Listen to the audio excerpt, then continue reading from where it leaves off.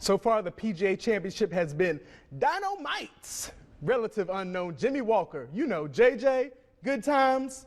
Okay, that's old school, but Walker has been good this week. Now, as we heard earlier, he was pretty. He was a bad, bad man.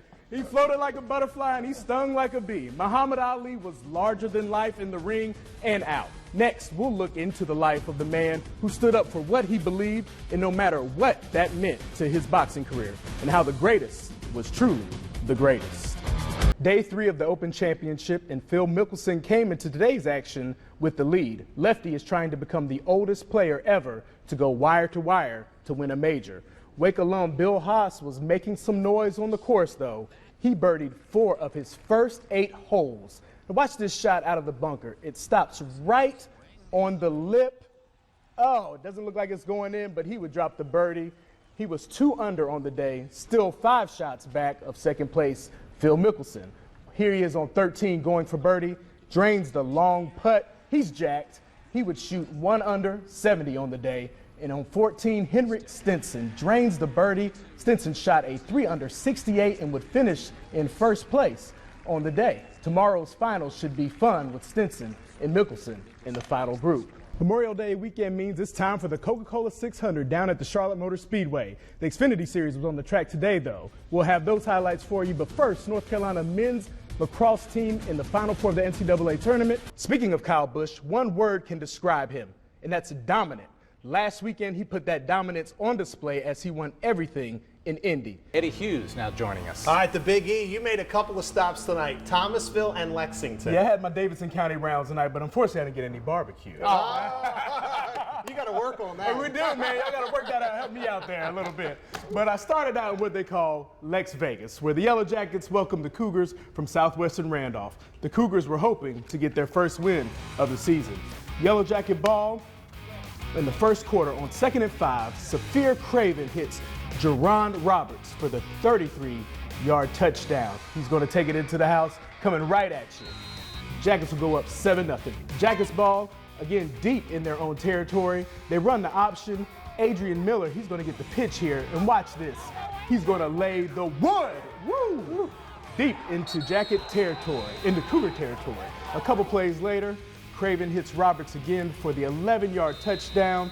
The Cougars will stay winless on the season as the Jackets go on to win 42-13. Next up, just a couple miles up the road to Thomasville, where the Bulldogs are taking on Starmount. At halftime, the score was 13-6 Thomasville. In the third quarter, Bulldogs ball, Shaquan Wise finds Carlos McNear, and McNear is going to make his way into the end zone to make it 20-6 Bulldogs. Bulldogs ball from midfield. On a QB keeper, Wise is going to dance his way into some open field, about 30 yards into Ram territory. A couple plays later, Wise will find Aaron McMiller. McMiller's going to take it into the paint, putting the Dogs up 27-6, and they would go on to win 34-14. And after halftime, I don't know what the Bulldogs coach said to them, but they came out and they looked like a completely different team. From the time the gates opened for the first practice of Panthers training camp, Wofford College has been packed with Panther faithful, dancing, excited to see their squad take the field. Can I get your autograph? Please, buddy. Please. And since that first practice, fans have lined up along this walkway, trying to get up close and personal. Mr. Webb, can I get your autograph? Hoping to get something memorable. You can just keep it for your whole life, and just like when they retire and they become legends, then you can say that you have a Legends autograph. It's kind of like a personal touch from the team you root for every Sunday and just have, so much heart for. It is a treat for these fans to get their favorite players autographed, like Greg Olson, a fan favorite. Everybody loves Greg, but these fans have a method to their madness. Some of them have been out here for hours and will try anything to get their favorite players' attention. Some use signs to grab their attention. Mainly, please. Others use kindness. And of course, Panther paraphernalia is everywhere. I'm about the only one that puts one on a box. Fans like Robin Wallace make the trek to Spartanburg. I come down on my birthday every year. I turned 60 this year. So it's very special for me. I enjoy it. No matter the reason they're there, We got our chant ready for Michael Orb today. Oh, yeah? You're going to get him, huh? Yeah. or whatever game plan they may be using. Just wait, be patient and wait. My husband and I split up. He's down there, I'm here, so just split up and wait and see what we can get. Or however long they have to stand and wait. All the players and coaches definitely appreciate the love. We just appreciate the folks coming out. We really do. I mean, they've been very supportive of us, in the 6 seasons that we've come down here, or that I've been down here. And, every now and then you want to make sure you give back. All of Panther Nation agrees on one thing. In this former warehouse at Richard Childress Racing, pit crews for every team on RCR's roster practice. Yes, practice. In today's NASCAR, the pit crew is so important. The competition on pit road today is unbelievable. I mean, when I first started this deal in 2008, 13-second stops were good, Now if you do a 13-second stop, you're going to lose multiple positions. Making every practice invaluable. It rained yesterday. We were in here doing stops. January, it was icy and rainy and cold, and we were in here doing pit stops. No matter the weather outside, these guys are able to perfect their craft inside. History, so to say, because many teams do not have this luxury. I'm the first African-American to ever pit for Richard Childress Racing, ever. Darrell Edwards made his own history when he was offered a position with RCR after an internship in his senior year at High Point University. From cleaning tires to taking out trash to mopping floors, cleaning gyms, whatever it takes to show those guys that I really wanted to be here. He was a guard on the High Point U basketball team, and now he's become the quarterback, so to speak, for Brandon Gaughan in the Xfinity Series. Keeping these guys safe. If that jack at any point drop while these guys are under that car, somebody can be hurt or unfortunately even killed. Becoming an asset for RCR. And he's earned the respect of all of his peers. Whatever team he's been on, road guys, pit crew guys, they've all learned to respect Darrell from his work ethic, from his attitude, his ability to listen, and his leadership qualities. Jumping out in front of those cars, running around the car, pulling tires, lug nuts flying everywhere. It's a great atmosphere, the fumes and the gas and everything you feel. It's amazing, man, and just to know that I'm doing it, and I'm doing it pretty good, I would say. Oh, I'm studying. So I wanted the opportunity to see what it's like jumping out in front of those cars. Bottom line, Eddie, be a freaking grizzly. Be a grizzly bear out there. Beast. All right. All you gotta do. I jumped out and changed the right rear tire in about, 30 seconds. Just the right rear tire.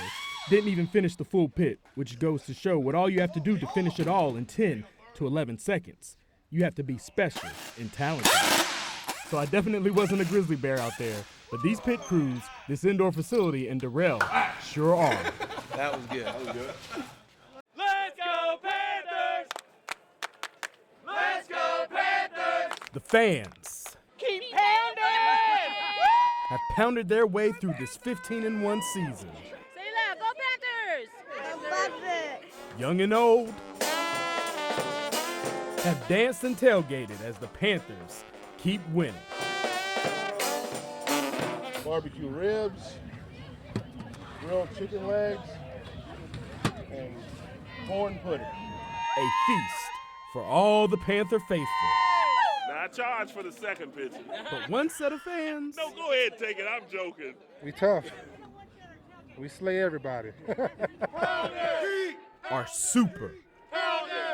We like doing it for the kids pretty much, It's fun, we just come down here and all the fans take pictures with us.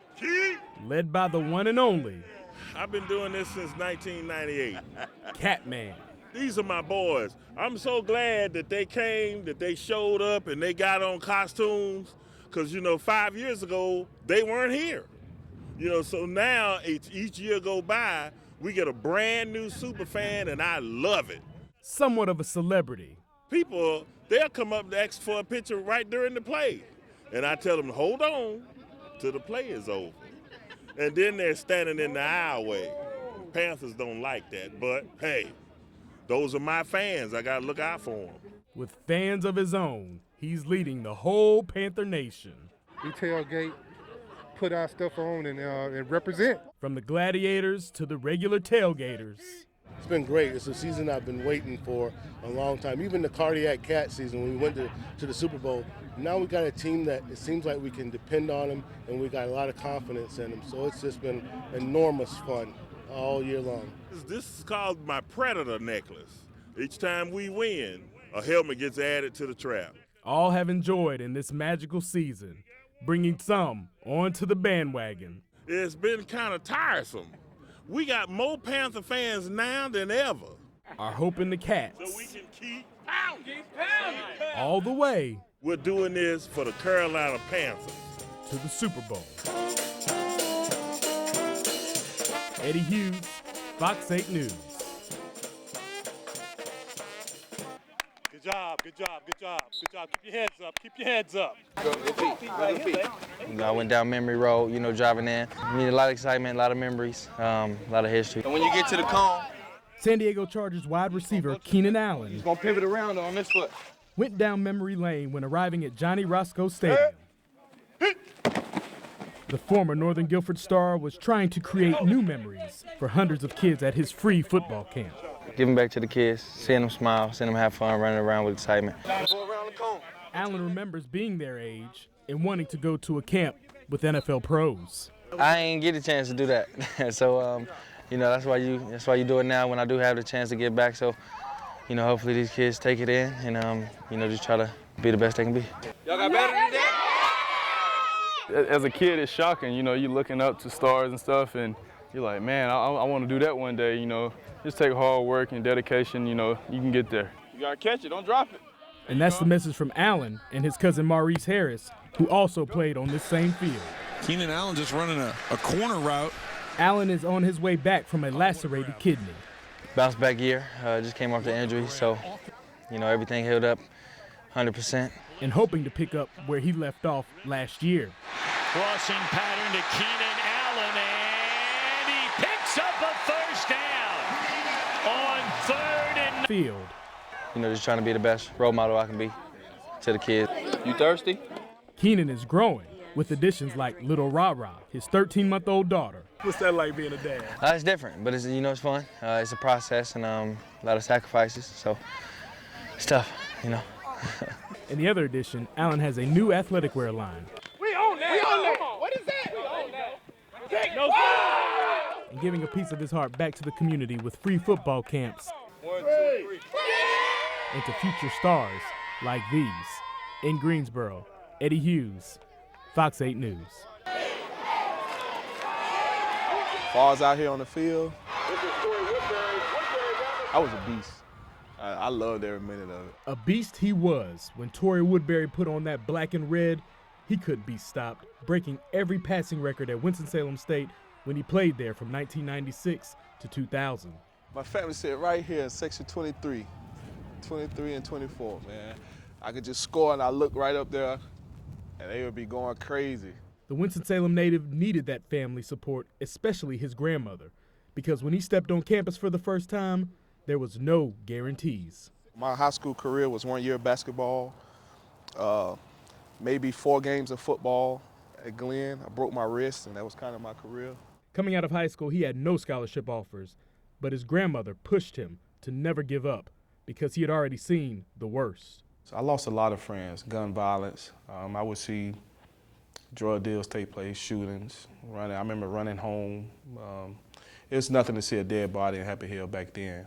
Woodbury walked on to the football team and was eventually named the starter, and he never looked back. I wanted to get better every day. I wanted to be perfect. I think that's where my passion comes from, because football just drives me. It's just in my blood. That passion and drive led him to the NFL, where he played 6 years. It helped me with my grandmother, get her to where she's at now, and set myself up for further down in life. Financially, but I wouldn't trade it for the world. Woodbury has his own foundation where he speaks to kids to inspire and motivate by telling his own story.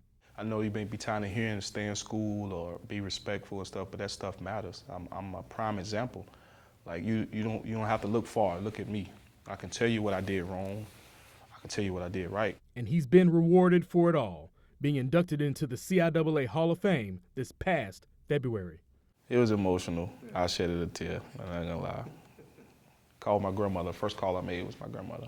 From no scholarship offers to a long career in the NFL, from walk-on to the CIAA Hall of Fame, Torrey Woodbury is a prime example of how hard work and perseverance pays off, being a beast on and off the field. In Winston-Salem, Eddie Hughes, Fox 8 News.